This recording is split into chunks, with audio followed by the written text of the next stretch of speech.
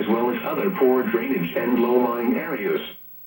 Some locations that will experience flash flooding include Cape Coral, North Port, Sarasota, Bradenton, Punta Gorda, Arcadia, Wauchula, Port Charlotte, Southeast Arcadia, Mayaca City, Charlotte County Airport, Mayaca River State Park, Babcock or WMA, Babcock Ranch, Enough, Lake Sarasota, Lakewood Ranch, Sarasota Springs, Southgate Ridge and Gulf Gate Estates. Turn around. Don't drown when encountering flooded roads. Most flood deaths occur in vehicles. Be aware of your surroundings and do not drive on flooded roads.